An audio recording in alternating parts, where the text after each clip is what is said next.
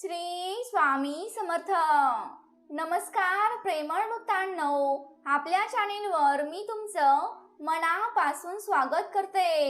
समर्थ तुमच्या सर्व चांगल्या इच्छा लवकरात लवकर पूर्ण करू देत आणि नेहमी तुम्हाला सुखात, आनंदात आणि हसत खेळत ठेवू देत. हीच स्वामी समर्थांच्या चरणी मनापासून प्रार्थना. स्वामी समर्थांना नमस्कार करून आजच्या सुंदर व्हिडिओची सुरुवात करूया. भक्तांनो, देव म्हणतो, काय झालं? अरे माझ्या भक्ता, तुला पाहिजे तशा गोष्टी घडत नाहीत म्हणून लगेच जीवनाचा कंटाळा आला का? अरे हे तर काहीच नाही. अजून अशा खूप साऱ्या गोष्टी तुझ्या समोर येणार आहेत, ज्यांना तुला स्वतःला सामोरे जायचं आहे. मला माहित आहे तू खूप स्ट्रॉंग आहेस. फक्त लोकांचे ऐकून तुझे विचार थोडेसे निगेटिव्ह झाले आहेत. पण हीच वेळ आहे तुला स्वतःला सिद्ध करण्याची. तू कोण आहेस आणि तुला तुझ्या लाईफमध्ये काय मिळवायचं आहे.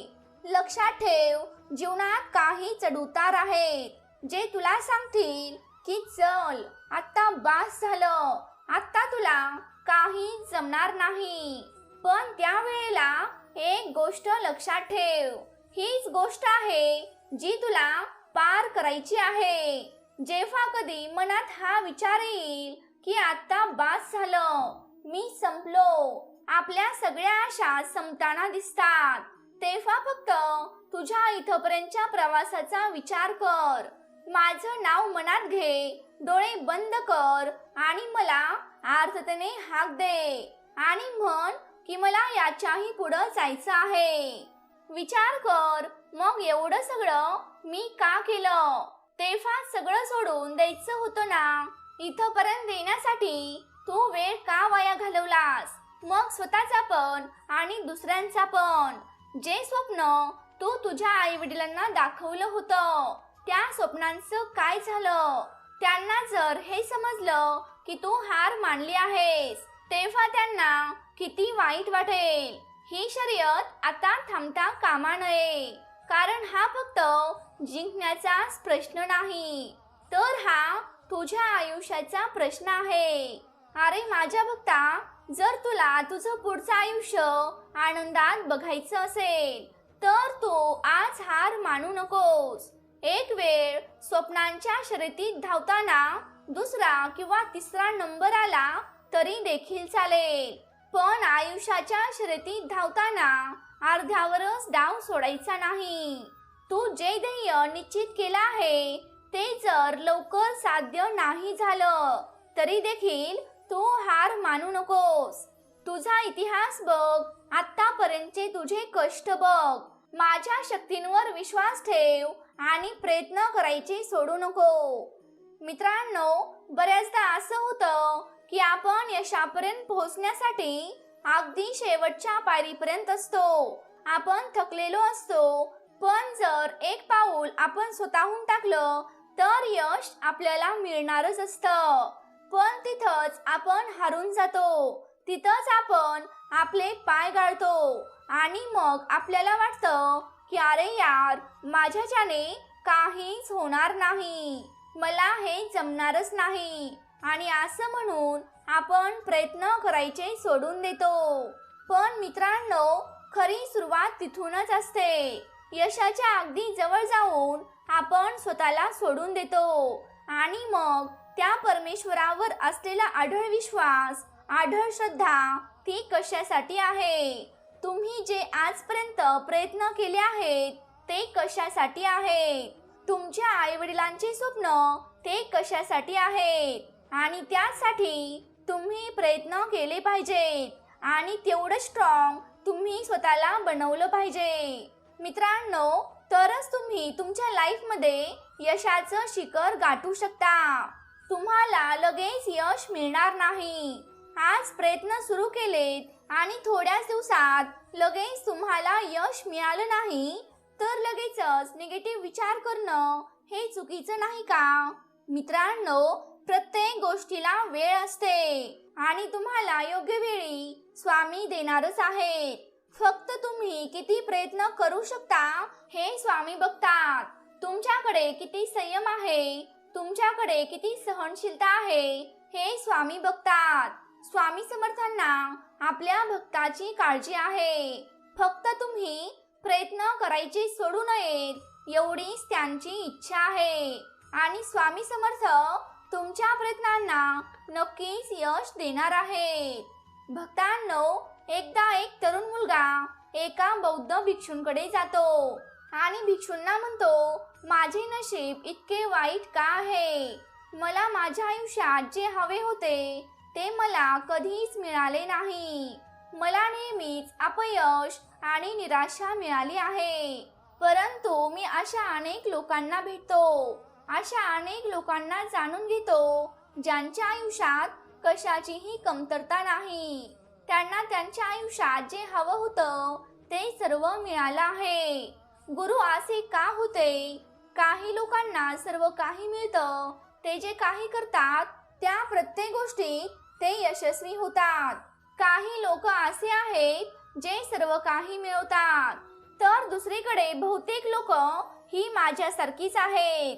फक्त स्वप्ने पाहत बसतात, पण ते कधीही त्यांच्या इच्छित गोष्टी आणि त्यांचे यश मिळवू शकत नाहीत. आणि म्हणूनच तुम्ही आता मला एक मार्ग सांगा, ज्याद्वारे मी माझे नशीब देखील बदलू शकेल. मी ते निश्चित करू शकेन आणि माझ्या इच्छा, माझे यश मी मिळवू शकेन. मित्रांनो, त्या बौद्ध भिक्षूंनी मुलाचे लक्षपूर्वक ऐकले आणि नंतर म्हणाले, तुम्ही यशस्वी लोकांबद्दल बोलत आहात. त्यापैकी काही जण यशस्वी झाले आहेत कारण त्यांनी ते कमावलं आहे. महत्त्वाच्या सवयी आणि एक विशेष वृत्ती असणे हे महत्त्वाचे आहे. आणि आज मी तुला याबद्दलच सांगणार आहे. फक्त माझा संदेश शेवटपर्यंत लक्षपूर्वक ऐक. ती व्यक्ती गुरुला म्हणाली, होय गुरु, मी तुमचा संदेश शेवटपर्यंत लक्षपूर्वक ऐकतो. गुरूंनी बोलायला सुरुवात केली. आपल्या समोर येणाऱ्या प्रत्येक आव्हानांवर आपण उपाय शोधू शकतो. सर्वजण आपले हृदय शोधण्यासाठी आज धडपडत आहेत. तुम्हाला शोधणे म्हणजे मनाची अशी स्थिती प्राप्त करणे आहे जिथे प्रेम, लक्ष, उत्तम आरोग्य आणि आनंद आहे. जिथे कोणतेही प्रतिबंध नाही, द्वेष नाही, कोणतीही चिंता नाही, भांडण नाही, फक्त शांतता आहे आणि आनंद आहे. आपल्या स्वतःच्या जवळ जाण्यासाठी आपल्याला जे करायला आवडतं ते करत राहिलं पाहिजे. आपण दररोज असं काहीतरी केलं पाहिजे की आपण आपल्या ध्येयासाठी प्रामाणिकपणे काम करत राहिलं पाहिजे. आपण सकारात्मक आणि चांगल्या विचारांच्या मित्रांशी जोडलेलो आहोत का हे आपण स्वतः पाहिलं पाहिजे. आपण आपल्या कर्तव्याशी प्रामाणिक आहोत का? आपण आपला मोकळा वेळ योग्य प्रकारे वापरत आहोत का? हा प्रकार आपल्याला आपल्या यशापर्यंत पोहोचण्यासाठी भाग पाडतो आणि तिथपर्यंत पोहोचण्याचा प्रवास देखील करतो. हे आर्थिक स्थिती आणि आनंद निश्चित करू शकते. आपण नेहमी अशा लोकांसोबत राहण्याचा प्रयत्न केला पाहिजे ज्यांच्याकडे मोठं ध्येय आहे आणि जीवनमूल्य आहे. कारण असे लोक आपल्याला पुढे जाण्यासाठी प्रेरित करतात, आपल्या यशात नेहमी असतात आणि नेहमी असण्याचा सल्ला देतात. मी कोण आहे आणि मी माझ्या जीवनात कुठे आहे आणि मी कसा आहे हे प्रश्न आपण स्वतःला विचारत राहिलं पाहिजे. दुसऱ्या मार्गाने आपण हे स्पष्ट केलं पाहिजे की ते साध्य करण्यासाठी आपण कालमर्यादा निश्चित केली पाहिजे आणि आपण सकारात्मक आणि आशावादी वृत्ती ठेवली पाहिजे. आपण आपल्या ध्येयाकडे पूर्णपणे समर्पित असलं पाहिजे.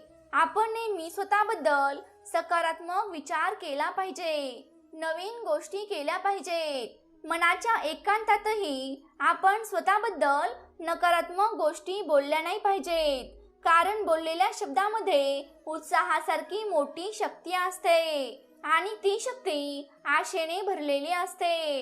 एखाद्याचे आयुष्य बदलू शकते आणि त्याचप्रमाणे नकारात्मक शब्द एखाद्याचे आयुष्यही उद्ध्वस्त करू शकतात. नवीन शिकण्यासाठी आपण कधीच मोठे नसतो.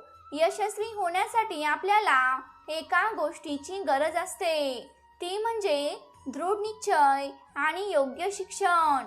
माणसाचा हेतू पक्का असेल तर तो स्वतःच मार्ग काढतो. आपण स्वतःला रोज आठवण करून देत राहायला हवं की आपली उपलब्धी काय आहे. आपण चांगले आहोत, मग आपलं ध्येय काय आहे आणि ते ध्येय आपण कसे पूर्ण करणार आहोत. आपण एकाग्र आणि सकारात्मक राहिलं पाहिजे, तर आजूबाजूच्या लोकांना आपल्याबरोबर काम करणं महत्त्वाचं आणि चांगलं वाटू लागेल. ते आपल्यासाठी आपले काम अधिक चांगले करण्याचा प्रयत्न करतात आणि त्यामुळेच आपली यशस्वी होण्याची शक्यता अधिक जलद वाढते.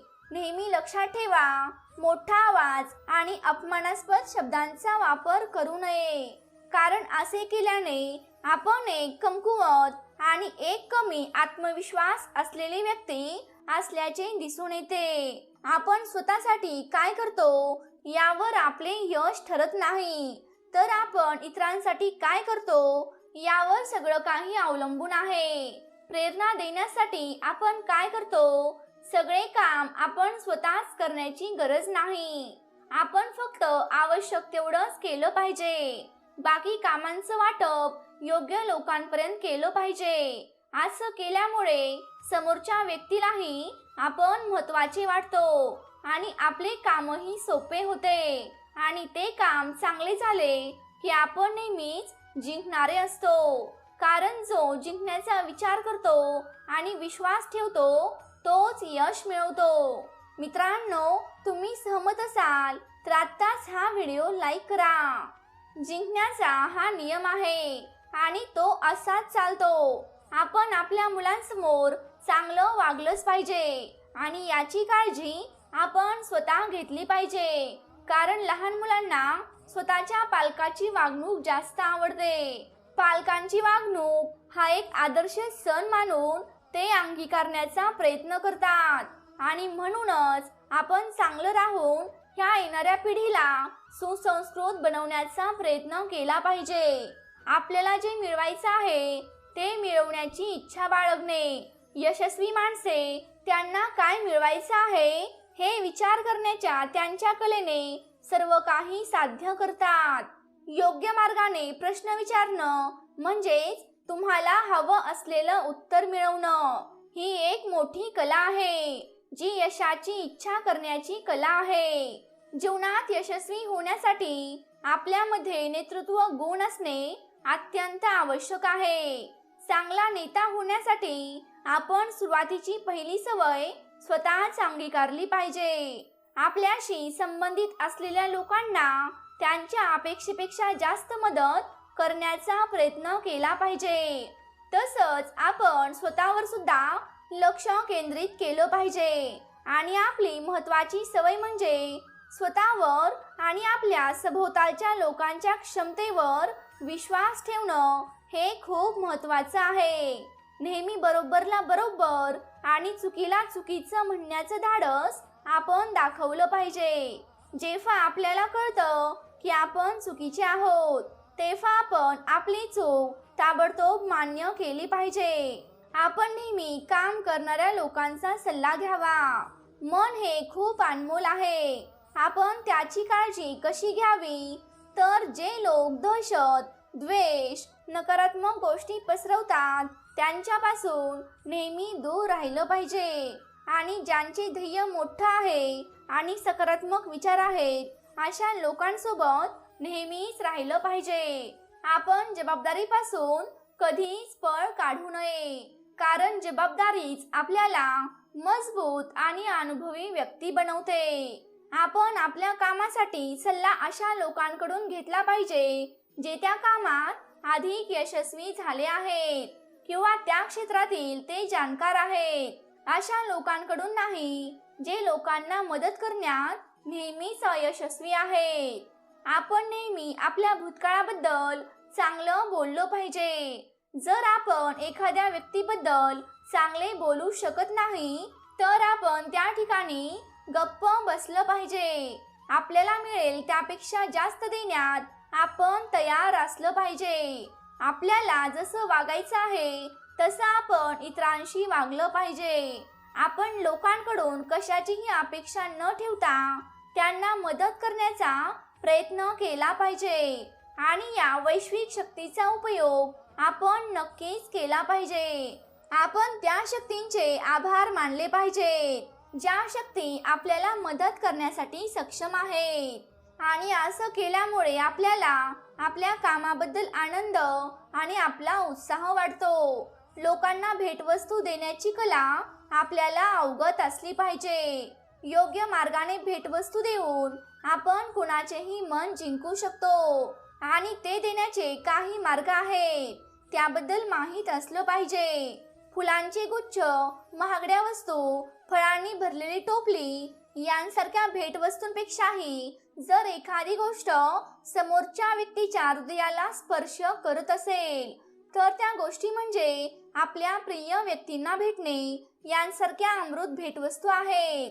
काही वेळा भेट देणं एक आजारी मित्र असेल तर त्याच्या घरी त्याच्या तब्येतीबद्दल विचारणं, ज्यांनी आपल्याला मदत केली आहे त्या लोकांचे आभार मानणे, आपले कर्तव्य पूर्ण करणे, आपण आपल्या आजूबाजूला असलेल्या प्राण्यांकडे लक्ष दिलं पाहिजे, त्यांची सेवा आपण केली पाहिजे.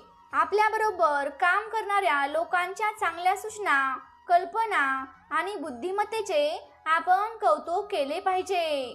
त्यांना कामाशी संबंधित निर्णय घेण्यास आपण प्रोत्साहित केलं पाहिजे आणि असं केल्याने आपण त्यांचे मनोबल वाढवतो आणि आपण त्यांना महत्त्वाचे वाटतो आणि त्यांच्यासाठी आपण उपयुक्त ठरतो. इतरांच्या मनाला आणि आत्म्याला योग्य पोषण देऊन आपण आपला सकारात्मक प्रभाव सहज इतरांवर पाडू शकतो आणि आपण हे त्यांचे सौंदर्य, कपडे, यश, घरातील सामान यांसारख्या गोष्टींचे खरोखर कौतुक करू शकतो.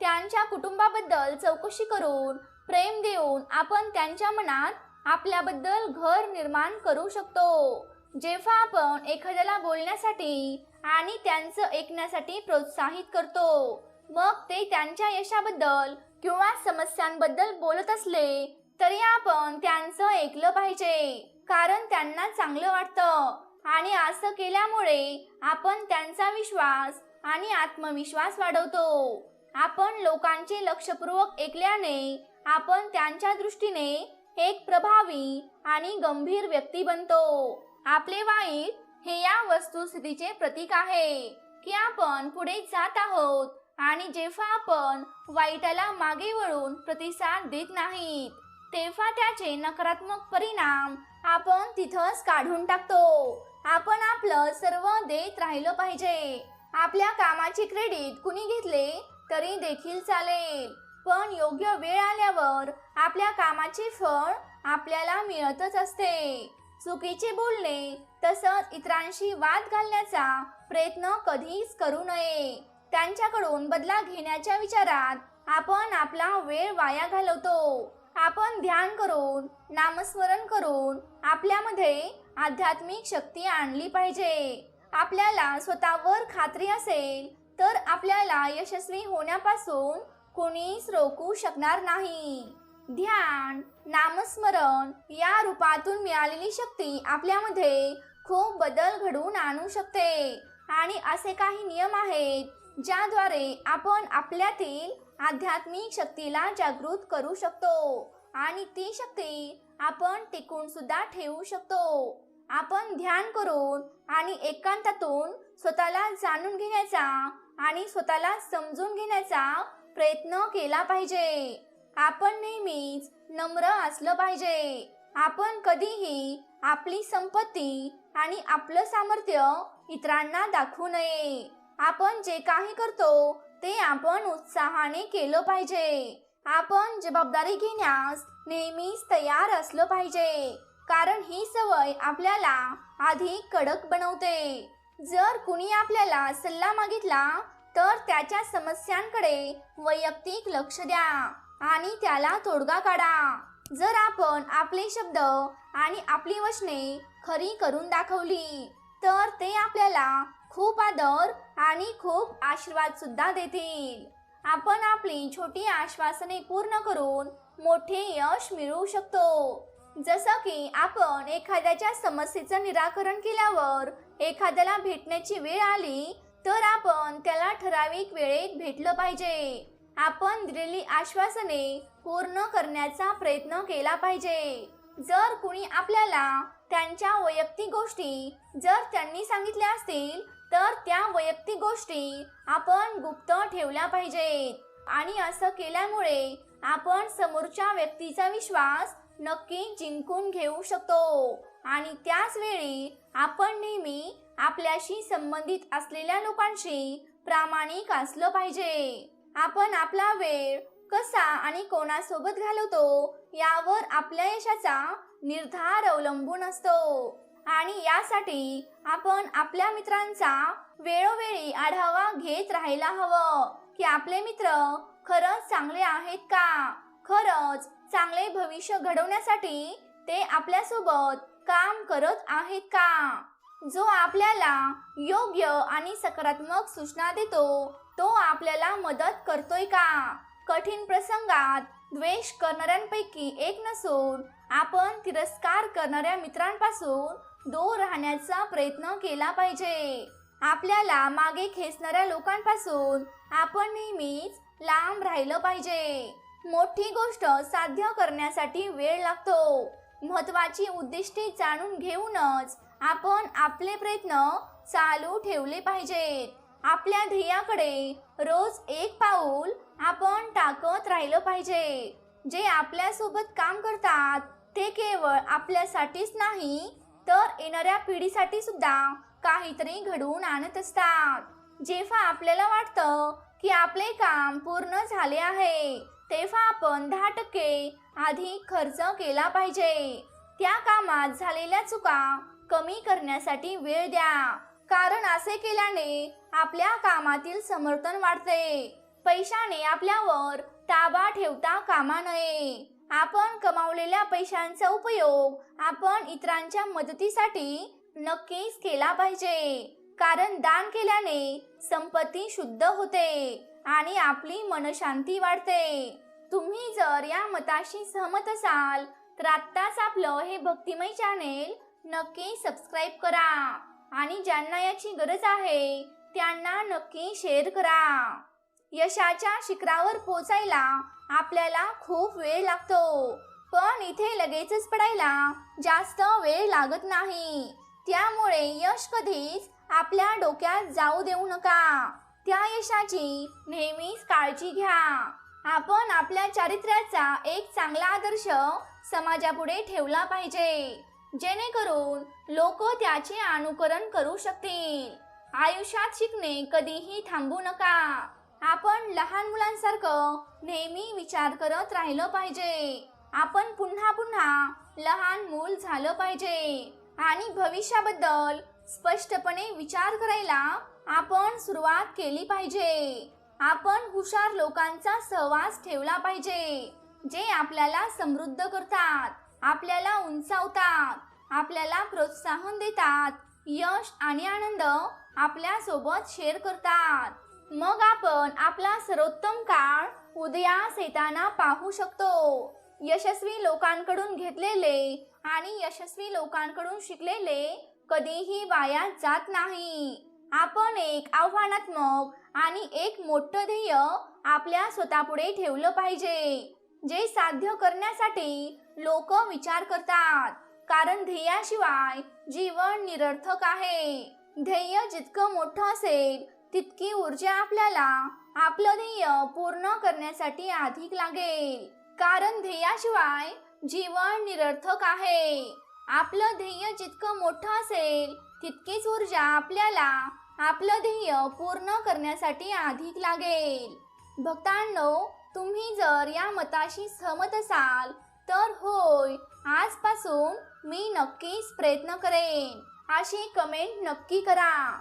मग बौद्ध भिक्षुक त्या मुलाला म्हणाले, मला आशा आहे की यशस्वी होण्यासाठी तुला काय करावे लागेल हे आता तुला समजलं असेल. मी आता तुला आदेश देतो, तू इथून निघून जा आणि तुझ्या यशासाठी तू प्रयत्न चालू कर. आणि आयुष्यात कितीही वादळं आली, कितीही संकट आली, तरी कधीही हार मानू नकोस, कारण यश तुझी आतुरतेने वाट बघत आहे. श्री स्वामी समर्थ. तर मित्रांनो, मला आशा आहे तुम्हाला या व्हिडिओमधून नक्कीच काहीतरी शिकायला मिळालं असेल. श्री स्वामी समर्थ. समर्थ तुमच्या सर्व चांगल्या इच्छा लवकरात लवकर पूर्ण करू देत आणि नेहमी तुम्हाला सुखात, आनंदात आणि हसत खेळत ठेवू देत. मित्रांनो, आजचा व्हिडिओ तुम्हाला कसा वाटला हे मला कमेंट करून नक्की सांगा. आपण भेटूयात अशाच पुढच्या सुंदर नवीन व्हिडिओमध्ये. तोपर्यंत मस्त रहा आणि स्वतःची काळजी घ्या. समर्थ नेहमीच आपल्या सोबत आहेत, त्यामुळे कसलीही चिंता, कसलीही काळजी करू नका, कारण आपल्या स्वामींचं एक वचन आहे, भिवू नकोस, मी तुझ्या पाठीशी आहे. तर मित्रांनो, तुम्ही जर आपल्या चॅनेलवरती नवीन असाल तर या चॅनेलला सबस्क्राईब करायला विसरू नका. श्री स्वामी समर्थ. जय जय स्वामी समर्थ. धन्यवाद.